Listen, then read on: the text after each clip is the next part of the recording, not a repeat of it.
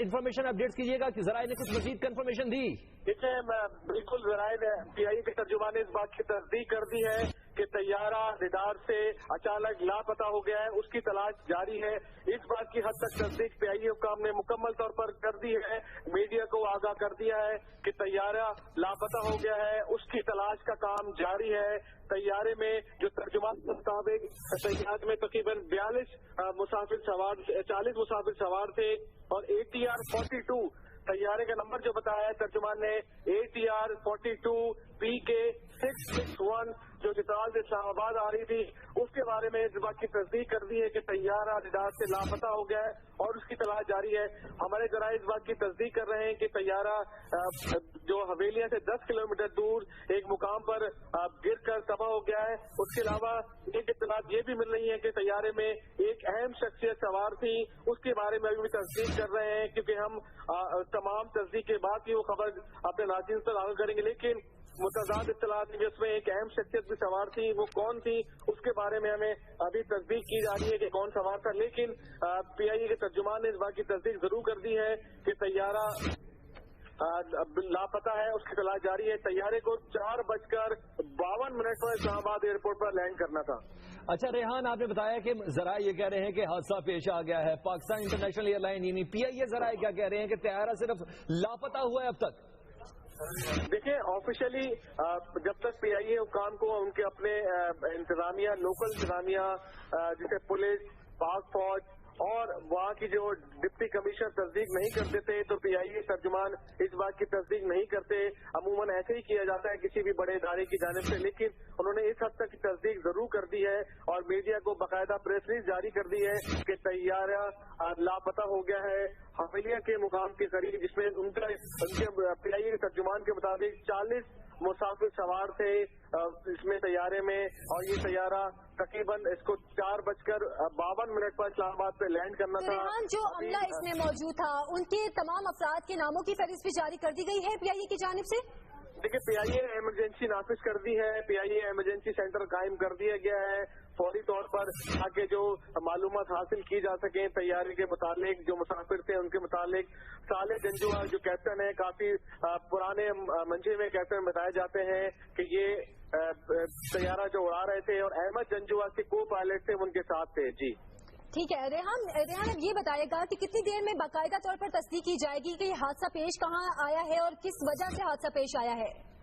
دیکھیں جب بھی کسی حادثے کے بارے میں کنفرمیشن طیارے کے عموماً اس کے جو بلیک باکس ہوتا ہے اس کے ذریعے کی جاتی ہے، لیکن اسلام آباد پہنچنے سے تقریباً 15 سے 20 منٹ قبل طیارے کا اچانک ریڈار سے رابطہ منقطع ہو جانا، اور جو ہسٹری ہے ایویشن کی، طیاروں کی جو ہسٹری ہے، عموماً وہی طیارے اچانک ریڈار سے غائب ہوتے ہیں۔ جو ریحان ہمارے ساتھ رہیے گا، یعنی شاہد محمد حنیف ہمارے ساتھ موجود ہے۔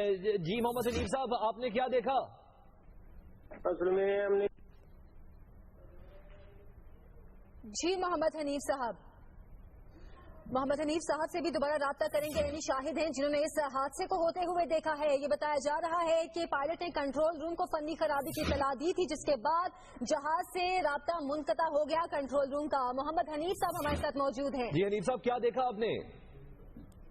فلواری اور مجاق کے قریب پہاڑی علاقہ ہے، پہاڑ پہ جہاز گرا ہے اور وہاں سے پھر پھسل کے نیچے آ گیا ہے۔ اس طرف دھواں پھیلا ہوا ہے اس وقت بہت زیادہ، اور کافی جگہ پہ آگ لگی ہوئی ہے۔ مقامی آبادی تیزی سے اس طرف بڑھ رہی ہے اور لوگ کوشش کر رہے ہیں کہ کسی طرح سے زخمیوں کو یا دوسرے لوگوں کو وہاں سے نکالا جائے، لیکن یہ بہت ہی خوفناک حادثہ ہوا ہے اور علاقے میں خوف و ہراس ہے۔ ایمبولینسوں کی بہت بڑی تعداد وہاں پہنچ گئی ہے، اور جو مقامی لوگ جن کی گاڑیاں تھیں جن کے پاس وہ بھی پہنچ گئے ہیں، اور جن کے پاس گاڑیاں نہیں تھی دیہات کے لوگ ہیں تو وہ بھی اپنے اپنے طور پر جو کچھ ان سے ہو سکتا ہے وہ لے کے۔ حنیف صاحب، سڑک کا رابطہ کتنی دور ہے جہاں سے آپ کو لگ رہا ہے کہ یہ حادثہ ہوا ہے؟ کوئی آبادی قریب ہے، کوئی سڑک قریب ہے؟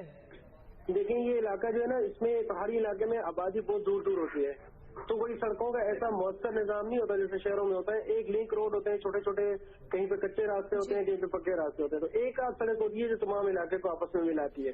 درمیان میں پگڈنڈیاں ہوتی ہیں وہ جو جس میں ایک وقت میں ایک ہی آدمی چل سکتا ہے، تو لوگ پہنچنے کی کوشش تو کر رہے ہیں۔ اوپر سے شام کا وقت ہے کیونکہ پہاڑی علاقہ ہے تو یہاں پر شام اب اندھیرا چھائے گا، تو اس کے امدادی کارروائیوں میں بہت یقیناً مغرب کا ٹائم ہے اور کچھ دقت بھی پیش آئے گی۔ محمد حنیف صاحب یہ بتائے گا کہ پہاڑوں میں یہ جہاز گرا ہے یا کسی میدانی علاقے میں گرا ہے؟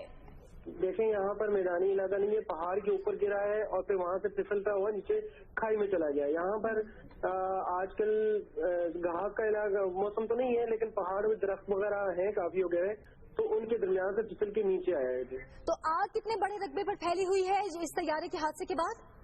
دیکھیں ابھی قریب جانا تو مشکل ہے, لیکن دور سے جو نظر آ رہا ہے وہ آگ نظر آ رہی ہے, اور دھواں آگ کم نظر آ رہی ہے, دھواں بہت زیادہ نظر آ رہا ہے. اچھا, آپ نے بتایا کہ ایمبولینسز وہاں پہنچ چکی ہیں, تو کیا ریسکیو کا عمل جو ہے شروع ہو چکا ہے؟ کیا وہاں سے لوگوں کو نکالا جا رہا ہے ابھی؟ دیکھیں ایمبولینس پہنچی نہیں ہے, ابھی راستے میں بہت بڑی تعداد میں مقامی لوگ بھی اور ایمبولینس لے کے وہاں پہنچنے کی کوشش کی جا رہی ہے, چونکہ پہاڑی علاقہ ہے تو ابھی تھوڑا سا میرے خیال میں ٹائم لگے گا. اچھا محمد حنیف صاحب, موسم کیسا ہے وہاں حویلیاں کا؟ کیا موسم خراب ہے جس کی وجہ سے ہم امکان یہ بھی ظاہر کر سکیں کہ موسم کی خرابی کی وجہ سے یہ حادثہ پیش آیا؟ نہیں, موسم تو کلیئر ہے, کوئی اتنی خاص گہرے بادل نہیں چھائے ہوئے, کوئی دھند نہیں ہے, تو اس کو ہم یہ والا فیکٹر نہیں کہہ سکتے کہ موسم کی خرابی کی وجہ سے. اچھا حنیف صاحب, اس علاقے کے محلے وقوع سے ایک بار پھر سے آگاہ کریں کہ جہاں سے آپ کو نظر آ رہا ہے یہ دھواں اٹھ رہا ہے, جہاز گرا ہے, وہاں سے سڑکیں کتنی دور ہیں؟ اگر ریسکیو ٹیموں کو ہم اپنے توسط سے, دنیا نیوز کے توسط سے الرٹ کرنا چاہیں تو کیا لگتا ہے کتنی دیر میں پہنچ پائیں گی؟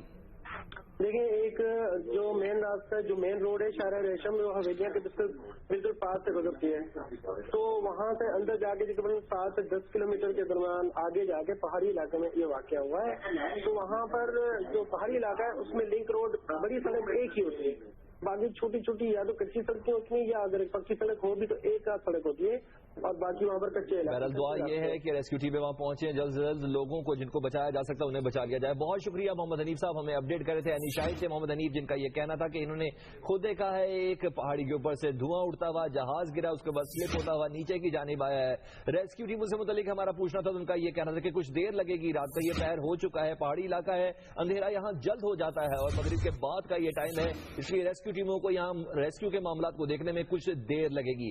پاکستان انٹرنیشنل ایئر لائن کی فلائٹ تھی PK661 ATR ساختہ